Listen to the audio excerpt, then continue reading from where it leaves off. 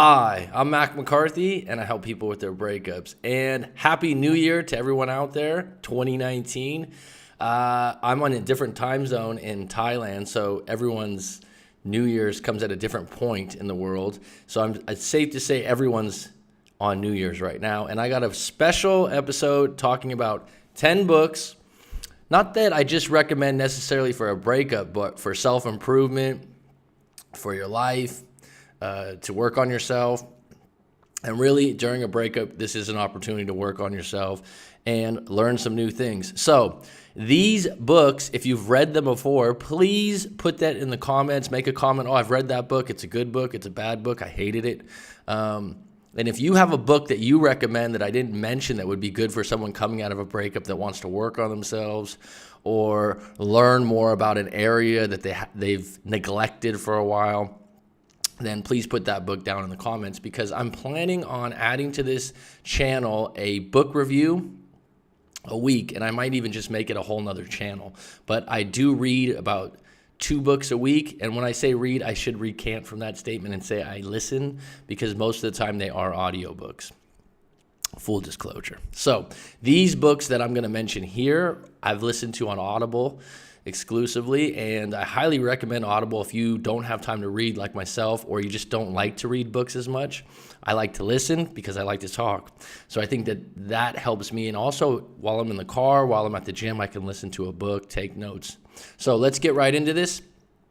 Top 10 books for a breakup and to improve on yourself and your own understanding moving forward. So let's start with the number 1, Man's Search for Meaning by Victor Frankl. This is a classic. If you've ever heard of Tony Robbins, this is his favorite book. I've heard him in interviews mention it numerous times. Victor Frankl is a psychoanalyst or a psychiatrist, I believe, and he was in a Nazi prison camp because he was Jewish, or when I say was, because I believe he's passed away since. Man's Search for Meaning is basically that we all need to find a meaning to get through something. And of course, he was at the lowest low, being in a prison camp, World War II, and losing family members. I believe he lost his wife. And he talks about finding a meaning outside of that to keep going on. And he talks about the people in the camp that made it through and how they made it through and how they looked at things. And it's really quite interesting. And I'm not coming at you from a sense that things could be a lot worse than the breakup you're in, because everyone handles that differently. And a breakup is highly traumatic. It hurts. It hurts real bad. So I'm not saying, compare that to a prison camp. What I'm saying is his message is search for meaning. And I believe one of the things he does in this book really well is he loses family members, he loses people, and he finds a way to handle it and redirect it and reframe it into something. Well, if I would have died, then my wife would have been dealing with all the grief I'm dealing with now, so I took that on my shoulders. That's a way to reframe something. So Man's Search for Meaning by Victor Frankl. I'll let you check that out. There's so many ways you can check out reviews on books. I won't go into detail, and I will probably be doing a review on that soon, and that will be 20, 30 minutes to talk about it a little deeper. The Rational Male by Rollo Tomassi. I recommend this book quite often. It's more of a book just for men, but a woman might want to get a perspective from it. This guy is a red pill, blue pill. Some people, he's very into the masculine, feminine. He has a really cool perspective. I think as an audiobook, it was outstanding. The guy that read the book did a really good job. And as it says, the Rational Male, he's coming at it from a male's point of view in the 21st century and how to deal with things. And I don't want to go too deep into this because, like I said, I'm going to make a book review. I've told someone recently that I've recommended the book to, and they said that they love the book. It changed their life, that I would be making a book review soon. But it's probably one of my favorite books for men in the 21st century moving forward from a relationship or getting into a new relationship, and the way we think about things and the way that we should reframe our thinking, okay? Something I come back to over and over again, reframing. So next book, number 3, Mating in Captivity by Ester Perel, or Perel, P-E-R-E-L. Mating in Captivity, really interesting book. I had a lot of notes on this. I like the title. Basically what she's saying is she's also some kind of counselor or psychiatrist. I forgot what it was because I've read this book about 8 or 9 months ago. But basically she helps out couples that are having trouble. She works out of an office in New York. And she comes back to over and over again about getting space, about letting each other do their own things, creating desire. I thought one of the interesting quotes for her was, "Love is acceptance." I think that's simple, but very, very true. And she also said, "Entrapment kills desire." And I might be getting that quote wrong, but you know what I mean. Basically saying that, jealousy and control, it just kills all desire. So Mating in Captivity, I'll let you check that out for yourself. And I'll put a list on the show notes below of these books. And again, tell me what you think if you've already read one of these or you have a question about one. The new Cybernetics. So Cybernetics, which sounds like a crazy term, was written by Maxwell Maltz. It's a classic self-improvement book. This man was a plastic surgeon, I believe, in New York. And he basically, after years and years of being a plastic surgeon and doing people's noses and eyes and things like that, he came to the realization that it didn't matter how good his work was, that if individuals had a view of themselves as ugly or fat or disgusting, and he did the greatest nose job in the world, they would still think the nose job made them look ugly. And so he went into some research on it and talking about how you view yourself. And it's a good book, really good book. So this particular one that I had on Audible was the new Cybernetics because there's different versions of it. But just go with Cybernetics by Maxwell Maltz. Next book, this is a classic, Civilizations and Its Discontents by Sigmund Freud. I actually read this a long, long time ago in junior college in San Diego. And at the time, when I was living in San Diego and I was in my early 20s doing a lot of partying and stuff, there wasn't a lot of books that caught my eye or caught my attention.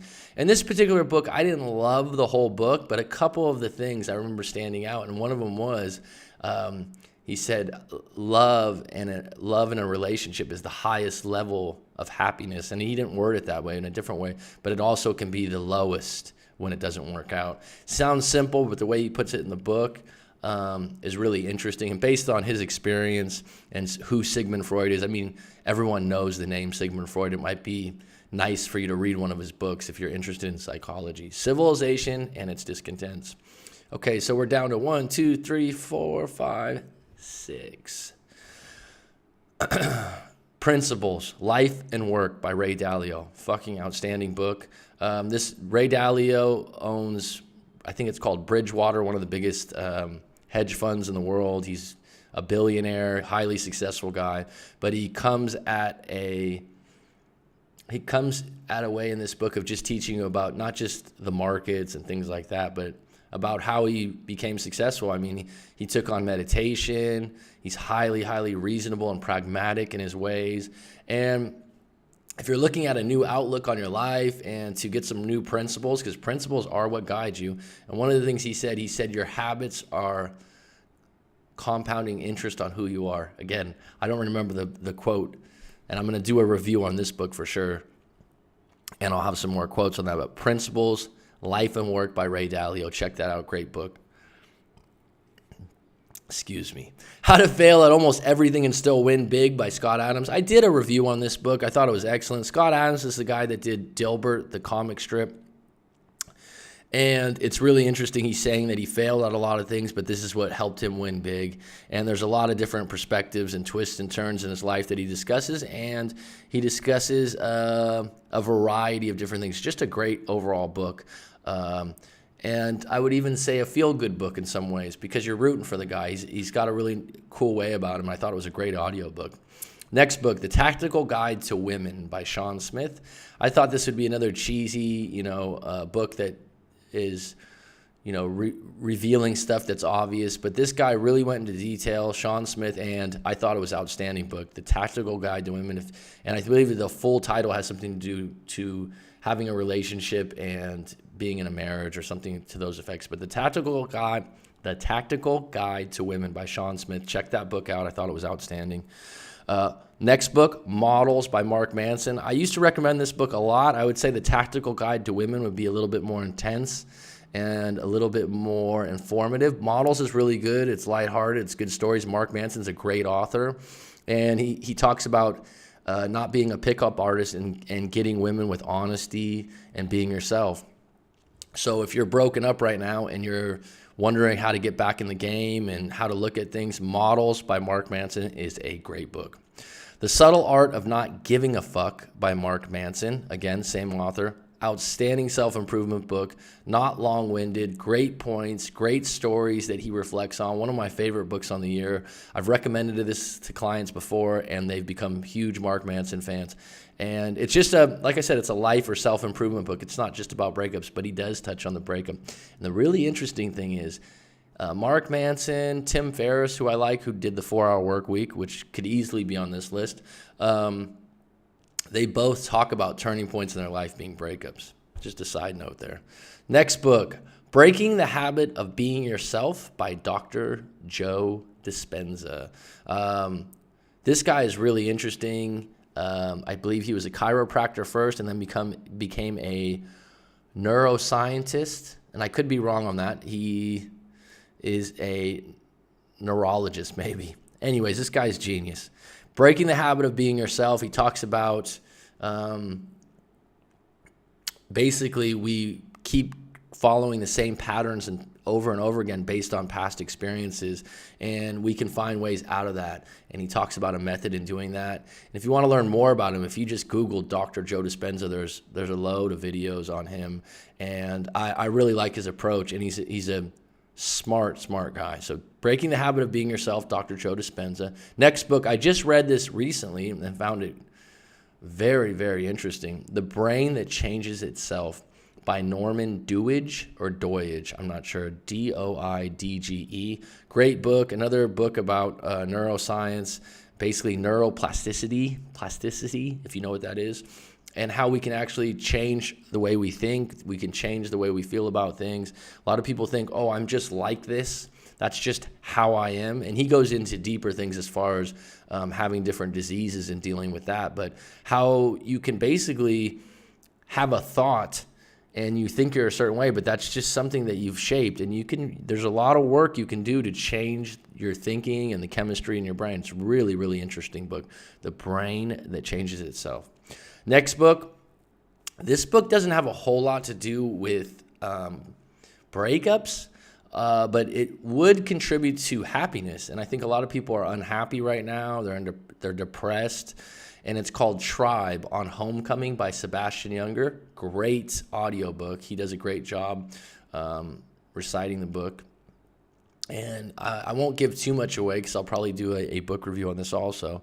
But basically he's talking about Native Americans and their style of living and how white settlers during those times really liked being in Native American societies because of the camaraderie, the lack of a class system,